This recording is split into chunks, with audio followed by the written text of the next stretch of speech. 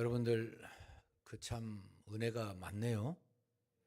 예, 대답을 하시는데 조금 더 크게 하시면 하나님 더 응답해 주실 줄 믿습니다. 네, 참 이 시대에 깨어 있는 기도, 깨어 있는 교회, 살아 있는 여전도회, 하나님께서 한 분 한 분을 보실 때 매우 흐뭇해 하시고 기적을 내려 주실 줄로 믿습니다. 그래서 오늘 이렇게 헌신 예배 하실 때에 이렇게 성령님께서는 그런 걸 많이 느끼는데요. 저희 교회에서도 대표 기도해 주시는 장로님, 또 찬양, 이게 다 하나님 성령님께서 역사하셔서 함께 묶여지는 것 같은 그런 걸 느낄 때가 많이 있습니다. 오늘 또 그 중에 한 날인 줄로 믿습니다. 네, 그래서 여러분들 헌신하실 때에 그럼 어떻게 해야 헌신을 잘할 것인가? 어떻게 생각하셔요? 네, 맞았어요. 다 알아요. 속으로 다 대답하시는 것 같아요. 예수님처럼 되는 거. 그렇잖아요. 예수님처럼 돼야 제대로 헌신하고 온전하게 헌신할 수 있죠. 그래서 제가 오늘 이 본문을 택했다고 그렇게 생각하셔도 나쁘지 않습니다. 사실 신앙생활 잘하는 거 가만히 생각해 보니까요. 그것도 예수님 닮아가는 거예요. 결국은 뭐 여러 가지 방법, 여러 가지 대답이 있을 수 있겠지만 어떻게 하는 게 신앙생활 잘하는 거냐? 예수님처럼 되는 겁니다. 틀림없는 말씀이에요. 그리고 예수님처럼 될 때에 그것처럼 제대로 헌신하는 방법이 어디 있겠습니까? 여러분들 그래서 예수님을 닮아가려면, 예수님처럼 헌신하려면 예수님의 십자가를 많이 묵상해야 되는데 오늘 기도하신 분이 그 기도를 하시더라고요. 내가 놀랐어요. 그런데 예수님께서 십자가를 지실 때 인류의 대표라고 할 수 있는 두 사람이 있었다고 이야기할 수 있어요. 가룟 유다하고 시몬 베드로. 두 사람 다 예수님을 배반했습니다. 그것이 어떻게 생각하면 우리 인류의, 우리 그리스도인들이라고 하는 사람들의 역사라고 해서 과언이 아닙니다. 사실은. 나 자신도, 여러분들 스스로 그렇게 동의하실지 모르겠습니다만은 나 자신도 예수님 많이 배반하면서 살아요. 그래서 이제는 제발 좀 그러지 않았으면 좋겠다. 이것이 어떤 의미에서 우리의 기도의 제목이고 신앙생활의 목표일 수 있습니다. 두 사람 다 배반했는데 여러분들 잘 아시는 것처럼 가룟 유다는 정말 자기가 생각하는 메시아상으로부터 점점 멀어지는 예수님을 마음으로 배반하기 시작했어요. 그래서 언제부터 그 배반을 하고서 전대에 있는 돈을 훔쳐갔는지 몰라도 엉뚱한 짓을 했어요. 그리고 예수님을 이제 자기의 욕심을 다 채우기 위해서 예수님 스승까지 다 팔아먹었어요. 굉장히 조직적이고 계획적이고 그리고 빈틈이 없었다고 이야기할 수 있을 겁니다. 거기에 비해서 시몬 베드로는 사실은 그런 사람이 전혀 아니잖아요. 배반한 건 똑같을지 몰라도 시몬 베드로는요 정말로 참 우연하게 갑자기 자기도 모르는 사이에 즉흥적으로 그렇게 예수님을 배반한 거예요.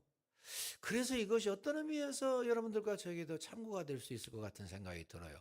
어떻게 하면 시몬 베드로를 우리의 인생의 거울로 삼고 신앙생활의 거울로 삼고 헌신 예배 드리는 주인공들로서 거울을 삼고 베드로처럼 안 돼야 될 것인가? 그처럼 실수하지 않아야 될 것인가? 그리고 그가 통고했던 것처럼 우리가 회개하고 다시 설 수 있을 것인가? 그래서 저는 첫 번째로 베드로를 통해서 배우고 싶은 게 하나 있습니다. 그건 뭐냐면 영적 과신에 사로잡힌 것을 조심해야 된다. 그러지 말아야 된다. 그런 의미죠. 예수님께서 누가복음 22장 31절 말씀에 분명히 경고하셨거든요. 시몬아, 사단이 밀가부르듯 하려고 너희를 청구하였으나 내가 너로 하여금 믿음에서 떨어지지 않게 내가 기도하였노라 그러셨어요. 그럼 여러분들이 만약에 그런 말씀을 들었으면 어떻게 하셨겠습니까? 그냥 무너져서 통곡하고 예수님 발 앞에 엎드려서 사정했겠죠. 예수님 그게 무슨 말씀이세요? 저를 위해서 기도해 주세요. 제가 절대로 이런 일을 할 수는 없습니다. 기도해 주세요. 그랬어야 될 건데 베드로는 이미 상당히 영적 자신감에 넘쳤던 것 같아요. 내가 이만하면 되지 뭐. 내가 예수님을 사랑한 것만큼 사랑한 사람이 있으면 나와보라고 그래. 내가 예수님을 3년 반 동안 따라다니면서 예수대학 총 우수생인데 좀 비유를 잘 이해하실 줄 믿습니다. 나처럼 잘 준비된 사람이 있을까? 근데 그런 생각을 하는 게 잘못이에요. 예수님 잘 섬긴다고 하면서 사단은 묘하게 우리를 이끌어가 가지고서 잘못된 구렁텅이에 빠뜨립니다. 여러분 참 훌륭한 교회를 섬기시네요. 네, 금방 또 잊어버려서 아멘을 안 하셔요. 네. 아멘 하시면 더 잘하실 텐데. 참 제가 놀랐습니다. 우리 이국진 목사님 참 명성이 자자한 분이기도 하시지만 좋은 목사님 모시고 짧은 시간 내에 이렇게 좋은 교회를 섬기게 되면 나도 모르는 사이에 자부심이 생겨요. 뭐 자부심 생기는 거 잘못 없죠. 그러나 자부심이 너무 지나치면 베드로처럼 될 수 있을 그러한 어려움이 있으니까 조심하자, 그런 이야기예요. 여러분들 베드로가 뭐라고 대답했어요? 예, 그 행간과 그 아래 구절들을 다 종합해서 보면 이렇게 말했을 것 같아요. 우리 식으로 표현하면, 아, 예수님 저 모르세요? 제가 누군지 모르세요? 저 의리의 사나이. 저는요 예수님과 함께 또 예수님을 위해서 옥에 가는 것도 그리고 죽는데 가는 것도 저는 각오했습니다. 저는 베드로가 진짜 그랬다고 생각합니다. 얼마든지 그 열정과 그 사랑에 그럴 수 있었죠. 그런데 중요한 거는 그런 각오와 결심을 제대로 하는 것도 중요하지만 각오했다고 해서 기도하지 아니하고 덤비는 사람을 어떻게 믿어요? 기도하지 아니하는 나를 어떻게 믿어요? 여기 오니까는 갑자기 그 옛날에 서문교회에 그 참 윤 장로님 계셨어요. 윤 장로님 이제 병원을 크게 하시고, 그런도 저희가 결혼하기 전에 참 저희를 많이 사랑하셨는데 그분이 CCC 굉장히 많이 서포트하신 거 아시잖아요. 그래서 CCC가 생각나요. 그분 댁에서 여러분들 기억하실지 모르겠습니다만은 김 목사님 여기서 CCC 간사로 계셨죠. 예. 그리고 이제 오래된 성함들이 잘 기억이 안 납니다만은 정종 그 간사님, 그 간사님들하고 다 계시면서 그때 금식하고 다 오셔가지고서는 잠시 말씀 나누셨거든요. 예. 그런데 그때 또 제가 받았던 인상 중에 하나가, 야, CCC 엑스플로 74 하실 때에 기도보다 앞서지 말고 성령보다 앞서지 말자. 참 마음에 와닿는 그런 순간이었어요. 하나님께서 금년에도 이제 그 엑스플로 74의 50주년이라고 그래가지고 제 친구가 그 실무를 담당해가지고 그 기념 책을 만들었더라고요. 저보고도 뭐를 좀 쓰라고 그래서 제가 글을 썼는데, 하나님께서 우리 민족에게 엑스플로 74라고 하는 그런 민족 교회적인 훈련을 시키셔가지고 우리 한국의 교회가 엄청나게 부흥 발전하는 계기를 삼게 해주신 하나님께 영광을 돌리면서 다시 한번 우리가 그렇게 돌아갈 수는 없을까. 전주에 오니까 더 그런 생각이 나요. 여러분들 우리가요 하나님 앞에서 제대로 예배드리는 거는 오랜 세월 동안 여러분들이나 저나 신앙생활 하면서 느끼는 게 뭐예요? 제대로 된 예배라는 게 뭐예요? 제대로 된 예배는 전통이나 관록을 가지고 예배드리는 게 아니고 지금도 살아있는 신앙으로 드리는 예배더라고요. 큰 소리로 예배를 드리는 것이 제대로 된 예배가 아니고 지금도 말씀대로 다 실천하지 못해서 안타까워하는 회개의 마음이 진짜 하나님 앞에 드리는 온전한 예배더라고요. 하나님 앞에서 그저 정말 자신만만하게 드리는 예배의 태도가 아니라 하나님께서 찾으시는 예배는 상한 심령이라, 하나님이시여 상하고 통회하는 심령을 주께서 멸시치 아니하시리이다. 그 자세를 가지고 드리는 예배가 진짜 예배더라고요. 그런 예배를 드리려면 지나친 그러한 자부심을 가지고 영적 과신에 빠져서는 안 되죠. 이 예배를 제대로 드리면 올바로 헌신할 수 있게 되는 거예요. 두 번째로는요, 베드로에게서 반면교사로 삼고 싶은 게 뭐냐면은 바른 기회를 포착하는데 실패한 베드로. 쉽게 표현하면 베드로가 만약에 예수님의 그 충고를 진지하게 받아들이고, 사실 예수님 여러 번 반복해서 말씀하셨잖아요. 미리미리. 아, 이제야말로 때가 왔나 보다 생각하고 예수님과 함께 겟세마네 동산에서 예수님만큼은 못했을지 몰라도 땀이 땅에 떨어지는 핏방울 같이 될 만큼 그 간절하고 절박하고 온몸을 바치는 기도를 드리시는데 어떻게 옆에서 잠을 자요? 만약에 그가 영적으로 조금이라도 깨어 있었다고 한다면은 예수님과 함께 간절히 기도해서 하나님의 은혜로 성령 충만해서 함께 대제사장의 뜰에 들어올 수 있었다고 가정해 보자 말이에요.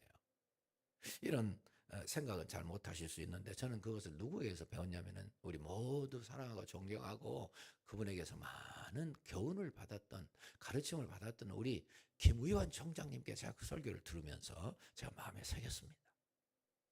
그 무슨 일리가 있는 정말 중요한 말씀이다, 제가 그렇게 생각을 한 거예요.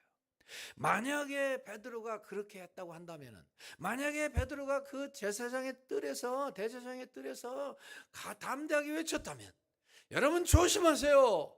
이분은 내가 3년 반 동안 함께 먹고 자고 이분을 통해서 한나라의 메시지를 수없이 들었습니다. 이분은 성경이 말씀하신 이 땅 위에 보냄받으신 메시아이심에 틀림이 없습니다. 조심하세요, 여러분. 여러분들, 나는 이분이 메시아로서의 기적을 수없이 행하시는 걸 보았습니다. 안전병이를 일으키시고 소경의 눈을 띄우시고 중풍병자를 고치시고 죽은 사람을 살리시는 것을 나는 똑똑히 보았습니다. 조심하세요, 여러분. 이분은 하나님이 보내신 메시아십니다라고 담대하게 외칠 수 있었다면 무슨 결과가 나왔을까요? 예수님께서야 구약에 예언된 대로 당연히 엄청난 고난과 핍박과 피땀 흘리고 피를 쏟으시는 안타까움의 그 고통의 구속주로서의 길을 가실 수밖에 없었겠지만, 만약에 그 중에 여러분들, 그 사람들 중에 택한 백성들 있어요, 없어요? 있어요. 왜? 성령 강림 받은 다음에 다 회개했잖아요. 뭐 다는 안 했지만. 그리고 사도행전 6장 7절 말씀에 보니까 주의 말씀이 더 흥왕해요. 예루살렘에 있는 제자의 수가 더 힘이 많아지고 허다한 제사장들도 이 도에 복종하니라 그랬습니다. 무슨 이야기예요? 제사장들 중에도 택함 받은 사람도 있었다는 이야기예요. 만약에 베드로가 이 기회를 놓치지 아니하고 하나님 은혜로 성령 충만해서 담대히 외쳤다면은 그 중에 예수 믿는 사람들이 얼마든지 생길 수 있었습니다. 그래서 예수님은 어차피 그 길을 가셨지만은 그 중에 예수 믿는 사람들이 생겼다면은 그렇게까지 철회하고 황량하고 버림받고 처참하지는 않지 않았겠는가, 그런 생각을 해봐요. 저는 어쩌면 그들 가운데 베드로처럼 한 바가지 물이라도 떠서 예수님을 위로하려고 하는 사람들, 그런 역할들도 혹시 나타날 수 있었지 않았을까?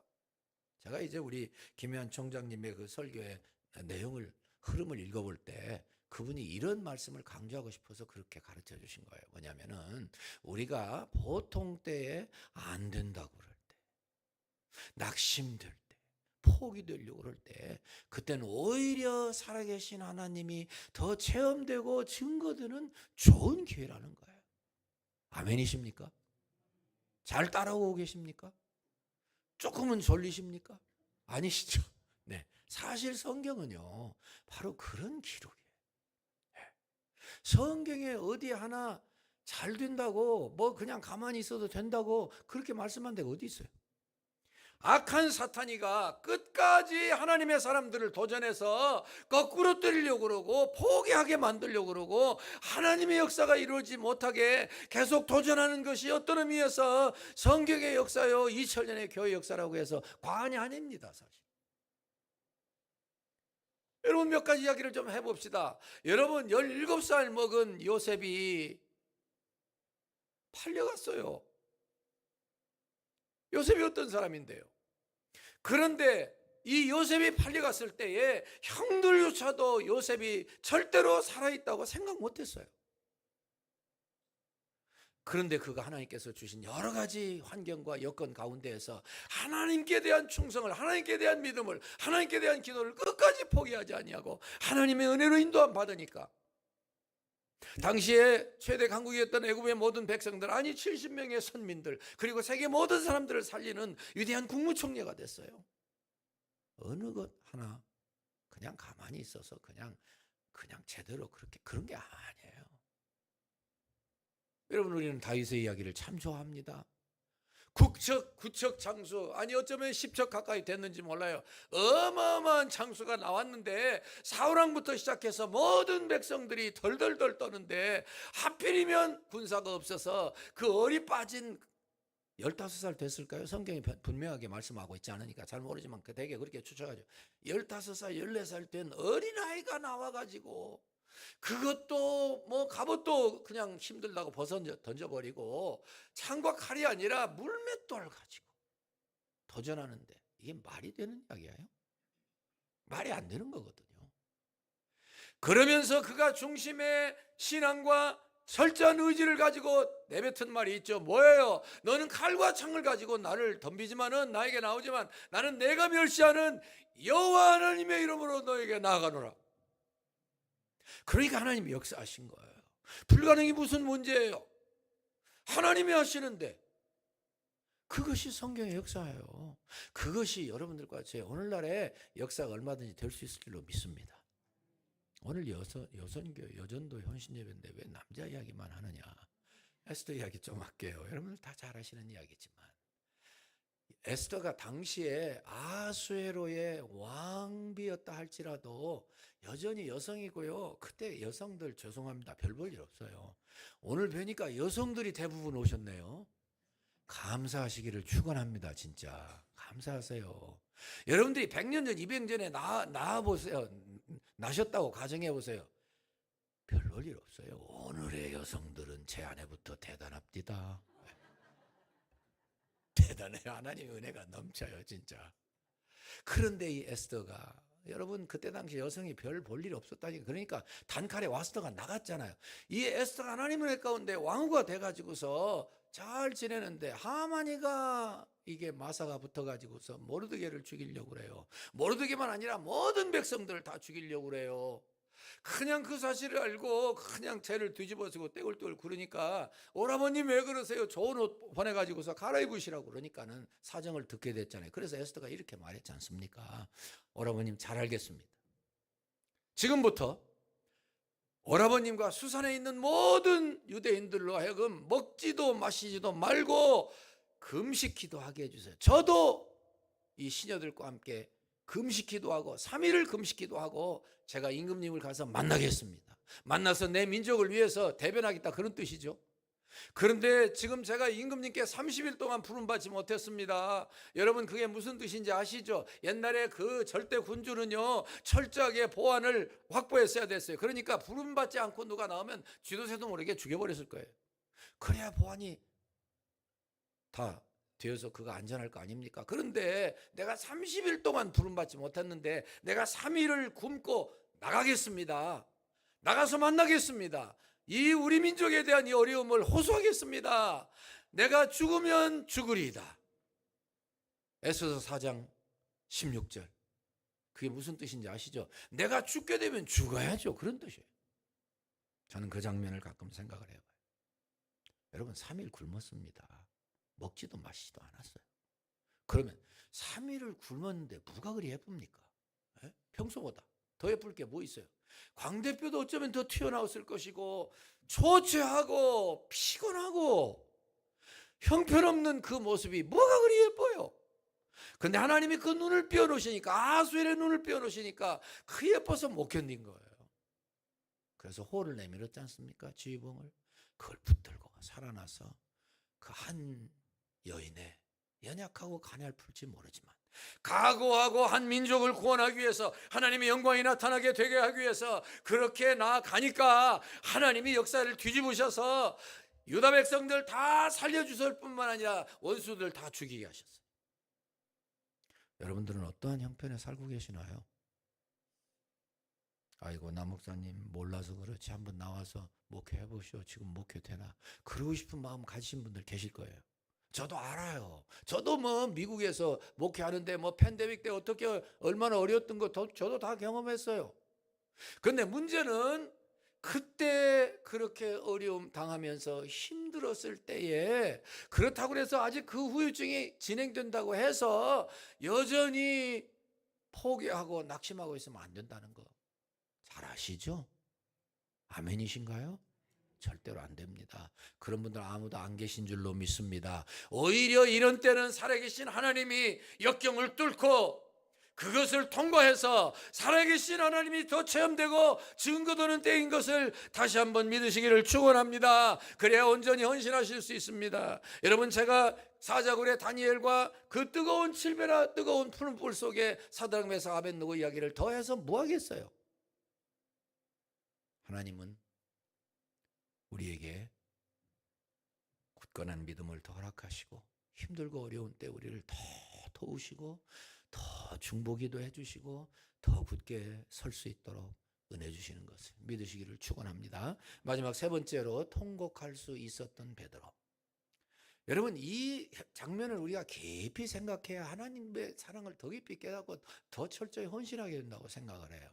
여러분, 사복음서를 다 통틀어서 여러분들은 잘 아시니까요. 통틀어서 제가 설명을 해볼게요. 예수님께서 제1회 성찬식을 거행하셨죠. 6월절로부터. 그리고 찬미하며 감람산 곧 겟세마네 동산에 가셨습니다. 아마 입구쯤 가까이에 8명 떼어놓으신 것 같고 따로 베드로, 요한, 야고보 데리고 더 들어가셨어요. 그리고 돌 던질 만큼 떨어질 만큼 되신 곳에서 피나는 기도를 했습니다. 사실은 피나는 기도. 정말 하나님 앞에 그렇게 뭐 그냥 되는 대로 속으로 그저 적당히 기도한 거 아니에요. 아까도 말씀드렸지만 땀이 땅에 떨어지는 핏방울 같이 될 만큼 여러분들 그렇게 목숨을 걸고 기도해 보신 적이 있습니까? 예수님은 당신의 이야기가 아니에요. 우리를 위한 이야기, 우리를 위한 기도예요. 그래서 히브리서 5장 7절 말씀에 보니까 그는 육체에 계실 때 자기를 죽음에서 구원하시리에게 심한 통곡과 눈물로 간구와 소원을 아뢰었고 그의 경유하심을 인하여 들으심을 얻었느니라 그랬어요. 그렇게 간단하게 기도한 거 아니에요. 아무렇게나 적당히 아니에요. 목숨을 바쳐서 기도한 거예요. 잘 아시는 것처럼 겟세마네 동산에서의 기도, 예수님께서 기도를 승리하시고 십자가를 지시고 부활하시면 이 사탄도 자기 인생 끝나는 거 알았어요. 그리고 오죽하면 예수님께서 여러분들과 저와 똑같은 육신을 입고 계셨기 때문에 그렇죠. 아버지, 할 수만 있으면 이 잔이 내게서 지나가게 하옵소서. 이 말씀 깊이 생각해 보면요, 등에서 식은 땀이 나는 말씀입니다. 사실은 여러분, 예수님 우리를 위해서 십자가 지기 위해서 오셨는데 나 십자가 못 지겠습니다, 그런 뜻 아니에요? 예수님 십자가 못 지셨으면 어떻게 됐어요? 여러분들과 저는 어디쯤 있을까요 지금? 그래서 그때 당시에 인류가 존재한 이래에 사탄의 세력과 예수님의 세력과 이 세력이 부딪히는 영적 대회전의 순간이었어요. 바로 그 순간이 어마어마한 순간이었습니다. 아마도 예수님은 떼굴떼굴 구르셨을지 모르겠어요. 엄청난 희생과 호소와 탄식, 그런 고통을 가지고 하나님, 저 십자가 못 지겠습니다. 어떻게 그런 말씀을 할 수 있어요?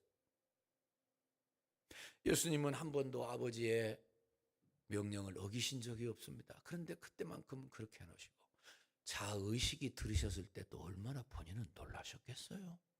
아플사, 내가 지금 무슨 기도를 하는 거야? 아버지 하나님도 급하셨을 것 같은 생각이 들어요. 그래서 성령님 보내시고 천사들을 보내시고 그 마음을 다스리게 하시고 마침내 그러나 내 원대로 마옵시고 아버지의 원대로 하옵소서, 최대 승리의 기도를 하시고 마치신 다음에 제자들에게 와 보셨습니다. 뭐하고 있었어요? 자고 있었어요. 자고 있었어요. 피곤할 때 자는 건 나쁜 거 아니지만 잘 때가 따로 있죠. 깨우셨습니다. 뭐라고 말씀하셨어요? 시험에 들지 않게 깨어서 기도하라 하시고 자니까 뭐라고 하셨어요?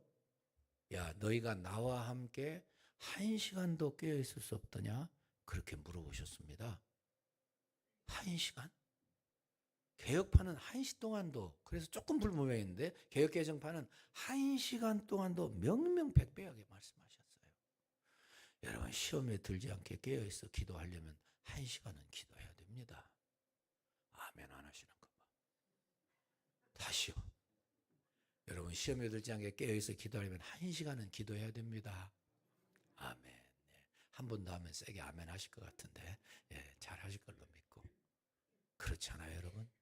1시간 기도 안 하고 시험에 들지 않도록 기대하는 건 잘못인 것 같습니다. 예. 아침에 30분, 저녁에 30분. 그렇게도 기도 안 하면서 무슨 신앙생활을 해요, 여러분? 여러분 잘하고 계시죠? 예. 대답 안 하시죠? 하셔야 합니다. 사실은 세월이 발달하고, 세월이 지나고, 참 과학도 발달하고, 신앙생활도 발달해서 조직적이고 핵심적이고, 그리고 뭡니까? 예? 기도의 방법 다 개발돼서 옛날보다 훨씬 더 기도 잘할 수 있어요. 그러나 여러분들과 저의 영성은 기도의 시간과 비례하는데 어떡할 겁니까, 여러분? 깨워놓고서 가서 다시 똑같이 기도하셨습니다. 피나는 기도. 정말 하시고 또 끝나고 와서 보니까 또 자고 있어요. 또 깨우셨습니다. 참 그럴 일도 잘 없죠. 너희가 시험에 들지 않게 깨어있어 기도하라. 너희가 나와 함께 1시간도 깨어있을 수 없더냐? 합하니까 2시간이에요. 여러분들도 뭐 우리 이 목사님 부지런하시고 열성적이시니까 뭐 다 그렇게 부흥회 하시는 줄 압니다만, 저도 얼마 전까지만 해도요, 저 거의 처음부터 군목 때부터 부흥회를 했더라니까요. 제가 군산 비행장 근무했는데 봄 가을로 꼭 부흥회했습니다. 저도 하나님께서 은혜 주셔서 꽤 부흥회를 다녔어요. 전문 부흥사는 아니지만. 그러면 뭐 막 준비하고 기도하고 애쓰고 그래서요, 놀라운 그런 준비 속에서 뭐 강사님들도 그렇게 준비하고 오니까는요, 부흥회 하면 반드시 은혜를 받아요. 안 받으면 이상한 거죠. 은혜를 받고 감동을 받고 눈물 흘립니다. 근데 제가 가만히 오래전부터 보니까는요, 문제는 어디에 있냐면은 은혜를 받는데 오래 가지 못하는 거예요. 그래서 제가 물론 담임 목사님들하고 상의해서 했습니다만은, 제가 이 부흥회를 하면은요, 기도를 꼭 해야 된다는 그런 간절한 메시지가 자주자주 전달되는 것 같아요. 그래서 마지막에 작정을 하게 합니다. 기도 작정, 그리고 전도 작정. 당연히 필요한 거죠. 전에 기도 작정했다가 실천 못 하십니까? 다시 합시다. 그래놓고는 다 나눠드리고 작정하게 하고, 반절은 본인 보관용, 반절은 교회 제출용, 교회 제출용 다 달라고 그래요, 제가. 그래서 여기다 놓고 얼마 전까지만 해도 2시간 24분이 시간의 11조더라고요. 그 기도를 하겠다고 작정하는 분들이 꽤 계셨어요. 여기다 다 놓고 피차 울먹울먹 하면서, 하나님, 우리가 아무리 생각해도 지금 깨어 기도할 때가 아닐 수가 없습니다. 이것 결심합니다. 하나님이 결심서를 좀 봐주십시오. 그리고 저희들의 마음속에 하나님의 역사로 함께 하셔서 이제 이 시간 이후에는 주님 재림하실 때까지 계속해서 내 생에 이것을 내가 약속으로 삼겠습니다. 하나님이 이 기도를 받아주시고 이 결단을 받아주시고 하나님의 은혜와 능력이 나타나게 하시옵소서. 간절히 울먹이면서 기도하던 때가 여러 번 있었어요. 하나님 앞에서 기도하는 거 사치가 아니고 꼭 필요한 겁니다. 필수 불가결한 것이에요. 잘 하실 줄 믿습니다. 헌신을 원하시는 우리 여전도회 제3여전도회 회원 여러분들이시여, 잘 하시기 위해서 기도하실 줄 믿습니다. 기도해야 헌신할 수 있습니다. 내 힘으로만 되는 거 아니잖아요. 예수님께서 또 깨워놓고 가셔서 3번째 기도하고 다시 오니까 또 자고 있어서 깨웠지 않습니까? 야, 이제 일어나, 원수의 손이 나에게 왔느니라. 가룟 유다가 벌써 성전 경비병들과 로마 병정들 데리고 와서 내가 키스하는 분이 예수님이니까 잡으라. 그래서 붙들려 가시는데 제자들 다 도망치고, 베드로 준비 안 됐는데 그래도 그가 마음이 훌륭한 사람이죠. 자기가 예수님을 지켜야 되겠다고 생각해서 칼을 뽑아서 말고의 귀를 쳤잖아요. 야, 베드로 너밖에 없구나. 그래서 얼마나 좋을 뻔했어요. 야단 맞으셨죠. 칼을 집에 꽂아. 칼을 쓰는 사람들은 칼로 망한다. 위대한 교훈이죠. 하나님의 일은 칼로 성질대로 그저 내 그냥 의기대로 하는 게 아니라 그 말이에요. 믿고 기도하고 사랑하고 인내하고 그렇게 하나님의 일을 하는 거예요. 자, 예수님 끌려가시지 않습니까? 여러분들 잘 아시는 것처럼 사도 요한은 대제사장의 친척이었습니다. 그래서 들어왔겠죠. 그의 교섭으로 베드로도 들어온 것으로 생각합니다. 들어와서 우리와 계절이 비슷하니까요, 싸늘했죠. 그래서 모닥불 같은 거 피우고서는 몸을 쪼이고 있었습니다. 질문 드립니다. 여러분, 사탄이 베드로 준비 안 된 거 알아요, 몰라요? 잘 알죠. 그러니까 여정을 통해서 시험한 거예요. 너도는 안 했겠죠. 여정이니까. 당신도 저 사람과 함께 있었습니다. 알지요? 뭐 그렇게 말했을까요? 나는 아니요. 나는 그를 모릅니다. 또 한 사람이 와가지고서 또 이야기합니다. 너도 진실로 그의 도당이라 한패라, 그런 뜻이거든요. 나는 아니라니까. 근데 문제가 생겨서 1시간 후에 이 사람은 누구냐면 요한복음 18장 26절 말씀에 의하면 귀를 잘린 말고의 친척이라고 그랬어요. 그러니까 얼마나 눈을 크게 뜨고 이 베드로를 봤겠어요. 그러니까 자신만만하게 말하는 거예요. 뭐시오? 이렇게 말했겠죠. 우리식으로 표현을 더 이해하도록 해봅시다. 이봐! 당신 내가 봤잖아, 이 사람아. 봤잖아! 어디서 거짓말해? 참 절체절명의 위기의 순간이었습니다. 예. 그런데 그때 베드로가 어떻게 했어요? 예. 저주하며 맹세하여 가로되 나는 모른다 그랬어요. 처음에는 예수님 저주했다는 말씀인 줄 알았는데 그게 아니고 자기를 저주했더라고요. 이렇게 말했겠죠. 무슨 소리야? 나 그 사람 알면 나는 개 XX야. 사람이요, 목숨을 하나님 영광 위해서 걸면 하나님이 은혜를 주시고 성령님 붙잡아 주셔서 사자처럼 담대해집니다. 사자처럼. 여러분들 다 아시잖아요. 저 여조부님이 이기풍 목사님이셨어요. 손양은 목사님, 주기철 목사님, 얼마나 담대하게 순교의 길을 걸어가셨습니까? 여러분들, 그런데요, 그렇게 하는 동안에 하나님 영광 위해서 목숨을 바치고 성령님의 역사가 나타나면 사자처럼 담대하지만은요, 그러지 않으면 얼마나 비참하고 비굴해지는지 몰라요. 어떤 화가가 그런 놀라운 그림을 그렸다고 그래요. 61절 말씀에 보니까 주께서 돌이켜 베드로를 보시니, 그 말씀이 나와요. 누가복음에만 나옵니다. 그게 무슨 뜻인가 하고 제가 설명을 해보면, 주님께서 지금 그렇게 지긋지긋한 지옥 같은 기도를 마치시고 하나님 은혜로 담대해지셔서 이제 인류의 모든 죄악, 예수님 전에 있었던 사람들의 모든 죄악, 당신의 모든 사람들, 앞으로 올 모든 사람들의 죄악을 지금 예수님이 짊어지고 계십니다. 얼마나 무거우셨을까요? 인간의 무게로 말하는 것은 어리석지만 아마 수억 톤은 됐을 거예요. 무지무지하게 무거우셨을 거예요. 그런데 그 예수님은 그러한 가운데에도 여전히 비굴하고 배반하는 베드로를 향해서 여전히 관심과 사랑의 눈길을 보내는 척척척척척 베드로의 그 희미하고 그리고 배반하는 비굴한 그 시선에 부딪힘을 꽝 강조해서 그려놓은 그림이 있대요. 성경은요, 하나님 편에서 우리를 찾아오시는 참된 종교 기독교를 믿게 하셨습니다. 여러분, 예수님이 뭐가 부족하십니까? 그 기가 막힌 과정을 다 겪고 죽으시고 부활하셔서 다 끝내고 기대하시는 것보다 더 잘 이루셨어요.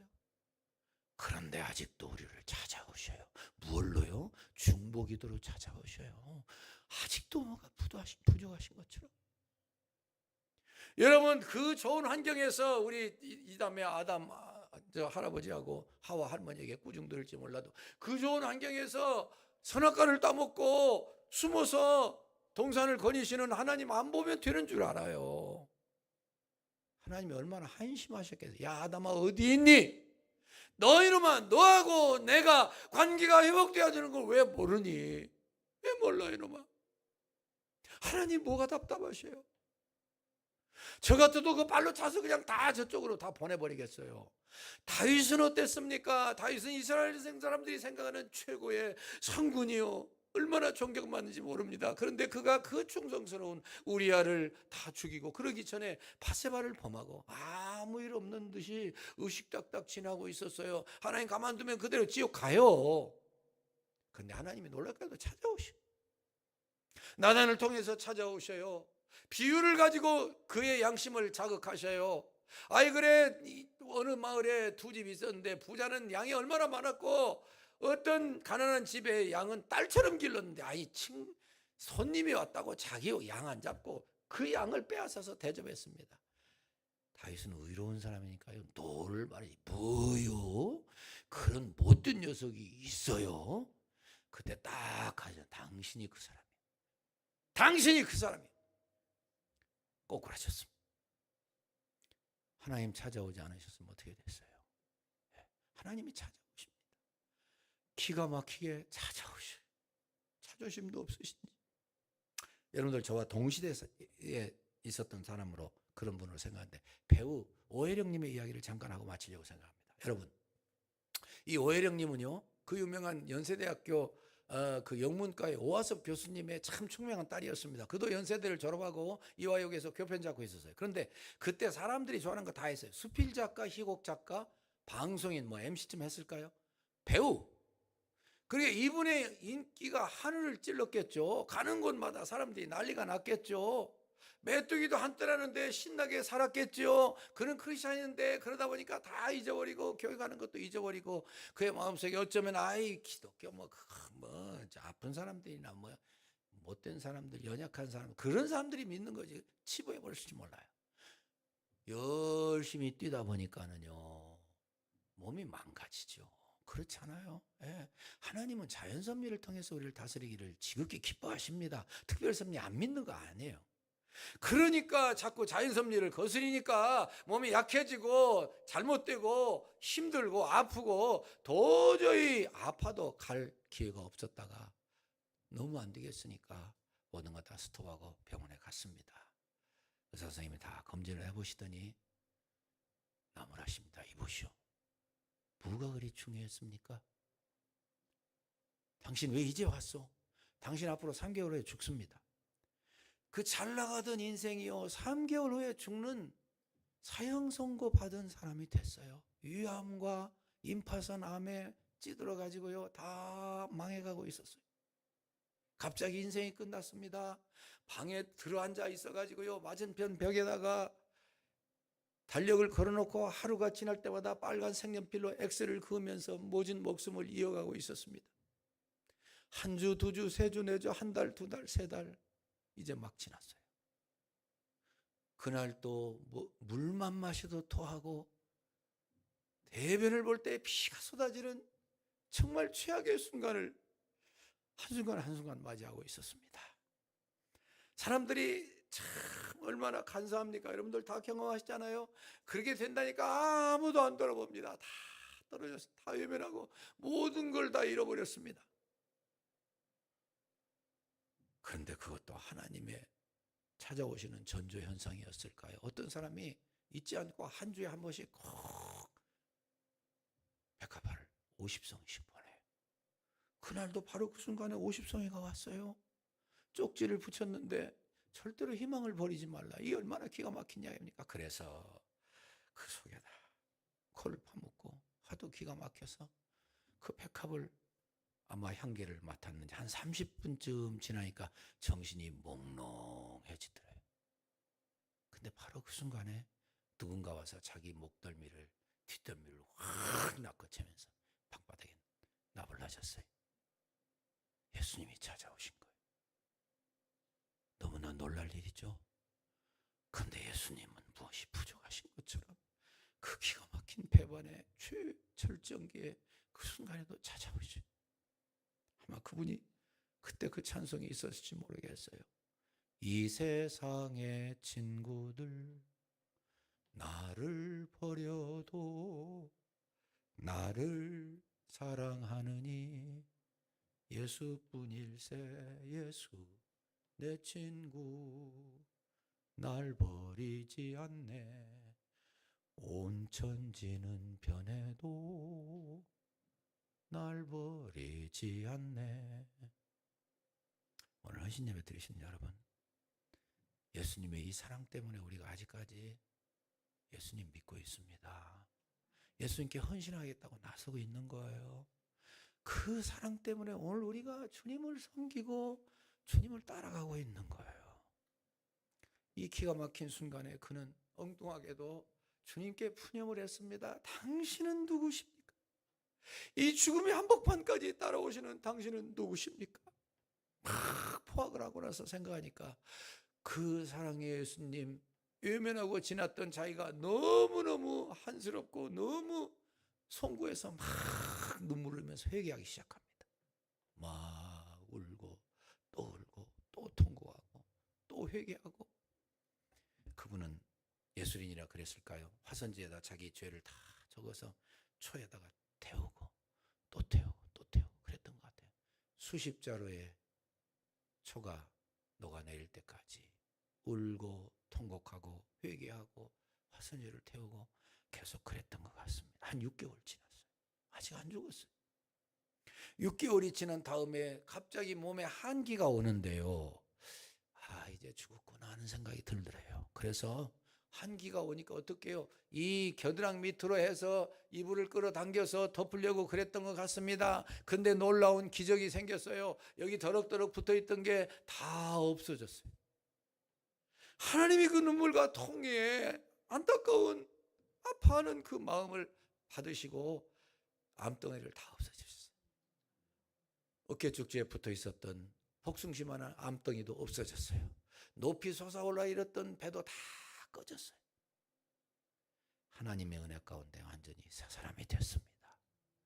그런 다음에 그가 어떻게 산지 아십니까? 과거로 돌아갔다고요? 너무 전혀 다른 삶, 진짜 헌신의 삶. 의지 없는 독거노인들 모시고 경기도 일원에서 평화의 집을 운영하면서 그분들 섬기면서 예수님의 손이 되고 예수님의 발이 되고 하루에 9시간씩 기도했어요. 저는 이제 설교를 마치려고 생각합니다. 저는 아까 기회를 제대로 잡자고 하는 그런 말씀할 때 가끔 이런 이야기를 하곤 합니다. 여러분, 저는요 바로 옆에 제 고향입니다. 김제중학교 제가 61년부터 63년까지 3년간 다녔어요. 다니면서 저는 등교 하교할 때에 인공대라고 그랬어요. 옛날에는 6.25 전쟁 보고. 그때 폭격해가지고 괜찮은 건물이 있었는데 무너져가지고 2분의 1이 남았는지 3분의 1이 남았는지 알 수 없을 만큼 흉물스러운 건물을 3년 동안 보면서, 뭐 등교할 때는 뒤로 하니까 잘 못 봤을지 몰라도 하교할 때 정면에 있는 그 건물을 3년 동안 보면서 저는 학교를 다녔어요. 제가 왜 이 말씀하는 줄 아십니까? 저는요 이 6.25 전쟁에, 뭐 전쟁 조금 전에 태어났으니까 어려서 잘은 모르지만은 저는 간접적으로 온몸으로 체험한 사람이에요. 6.25 전쟁이 끝난 이후에 세계에 있는 대학자들이 뭐라고 한가 아시죠? 대한민국은 절대로 다시 일어설 수 없다고 그랬어요. 그냥 한 말 아니에요. 학자들이 한 말이에요. 학자의 명예를 걸고 양심을 걸고 과학적인 통계를 가지고 말한 거예요. 맞았어요? 틀렸어요? 왜 가만 계세요? 틀렸어요. 왜요? 뭐를 계산 안 했어요? 하나님께 대한 우리의 신앙, 우리 선조들의 눈물, 우리의 선조님들의 헌신, 그거를 계산을 안 한 거예요. 이게 부목사님이 얘기했습니다. 저희 할아버님도 그러셨습니다. 할아버님도 6.25 전쟁 왔을 때 피난 가지 않으시고요, 교회 지키면서, 교회 지하실에서 특별 기도하면서 교회를 보호했던 분이에요. 이 어른들이요 아무것도 가진 게 없으니까 그저 눈물로 하나님께 몸을 드리고 눈물을 드리고 기도를 드리고 그저 밤낮 징징 울면서 어떻게 생각하면 아무것도 가진 게 없으니까 하나님께 호소하면서 그렇게 일생을 사셨어요. 6.25 전쟁 이후에 우리가 얼마나 못 살았냐면 저 끝에서 첫 번째, 두 번째 갔어요. 그런데 하나님이 그 눈물의 기도를, 그 헌신과 순교를 받으시고 그 기도를 응답하셔서 오늘 이 세계에 가장 잘 나가는 나라, 아직도 멀었지만은 그래도 세계 사람들이 장래를 가장 촉망하게 생각하는 나라를 물려받게 하셨어요. 맞죠? 점잖으셔서 아멘이 좀 조그만해서 마음에 듭니다. 진짜 아멘하고 막 이 지붕이 막 들썩들썩 해야 돼요, 여러분. 근데 여러분, 제가 정말로 동시대 사람으로서 여러분들에게 간절히 부탁드립니다. 여러분, 이렇게 좋은 나라를 기도응답으로 허락해 주시고, 세계 유일한 나라, 그 제일 못 사는, 거의 제일 못 사는 나라에서 거의 제일 잘 사는 나라, 지금 10위권 안에 뭐 6위까지 뭐죠, 9위가 선양됐다고 그러대요. 이런 나라를 하나님 은혜 가운데 이어받았는데, 만약에 이 나라를 우리가 잘못 지키고 영적으로 그리고 신앙적으로 잘못 리드함으로 말미암아서 지금보다 못한 나라에 뒷걸음질 치는 나라, 뒷걸음질 치는 나라, 지금보다 못한 나라, 어떤 의미에서 지금보다 망한 나라를 우리 후손들에게 물려준다면 여러분들 하나님 앞에 떳떳하게 서실 수 있어요? 심각한 이야기입니다, 여러분. 서실 수 있어요? 하나님 앞에 부끄러워서도 못 서지만 우리 후손들 앞에 미안해서도 그 앞에 못 설 것 같아요.